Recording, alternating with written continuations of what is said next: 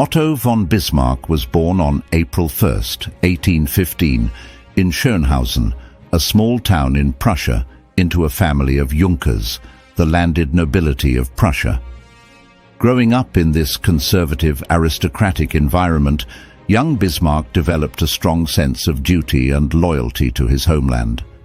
Though he showed academic promise, he was known to be rebellious and headstrong, and he initially pursued law before realizing his true calling lay within the realm of power and politics.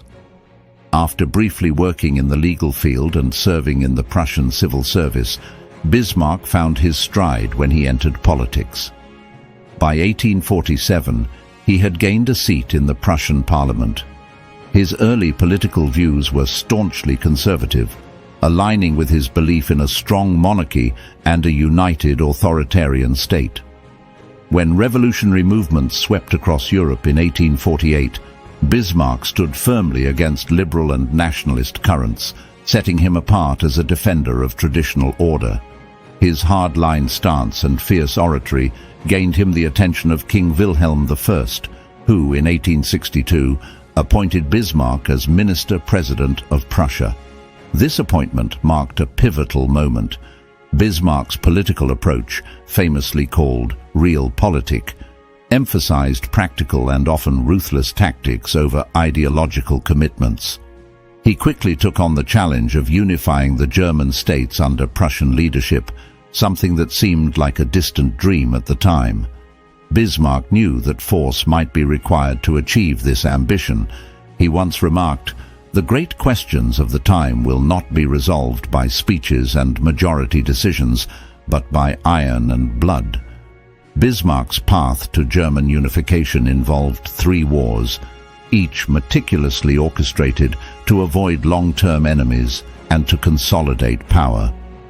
The first, in 1864, was the Danish War, which saw Prussia and Austria ally to wrest the duchies of Schleswig and Holstein from Denmark. This conflict demonstrated Bismarck's talent for forging temporary alliances to achieve strategic aims. The Second War, fought in 1866 against Austria, showcased his diplomatic cunning.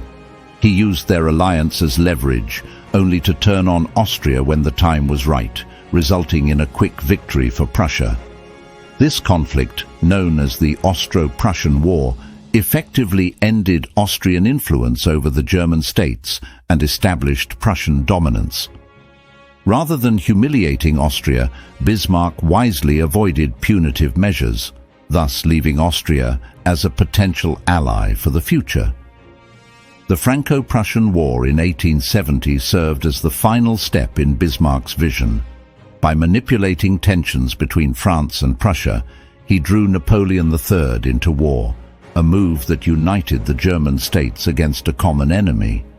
Prussian forces decisively defeated France, and the victory culminated in a momentous event, the proclamation of the German Empire in the Hall of Mirrors at the Palace of Versailles in 1871. Bismarck was now Germany's first Chancellor, standing as the architect of a newly united nation. As Chancellor, Bismarck's approach shifted from expansion to consolidation. He knew that a united Germany needed stability, so he implemented social reforms, health insurance, accident insurance and pensions that formed the basis of the world's first welfare state. These measures were not simply acts of compassion, but strategic moves to undercut the growing appeal of socialism among the working class. Bismarck called this approach state socialism, a way to align the people's interests with those of the empire. Bismarck's foreign policy also evolved into a complex web of alliances aimed at maintaining peace in Europe while keeping Germany at the center of the diplomatic stage. His Dreikaiserbund, Three Emperors League, with Austria, Hungary and Russia, was designed to prevent conflicts among the three empires, and his reinsurance treaty with Russia was a masterstroke, ensuring Germany would avoid a two-front war. His goal was to create a balance that would allow Germany to thrive without provoking its neighbors. However, as Germany prospered, tensions arose with the new Kaiser, Wilhelm II. Unlike his cautious predecessor, Wilhelm II had a more ambitious and aggressive vision for Germany's place in the world, one that clashed with Bismarck's carefully constructed balance. In 1890, after a series of disagreements, the Kaiser dismissed Bismarck, ending his nearly three-decade dominance over German politics. Though forced into retirement, Bismarck's influence lingered.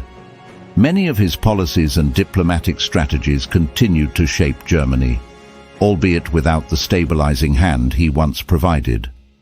Otto von Bismarck lived out his final years on his estate in Friedrichsruh. There he continued to write and reflect, though he saw Germany embark on a path he had long feared, one driven by expansion and military ambition rather than diplomatic caution. On July 30th, 1898, he passed away at the age of 83, leaving behind a legacy marked by his formidable intellect and unmatched impact on European history.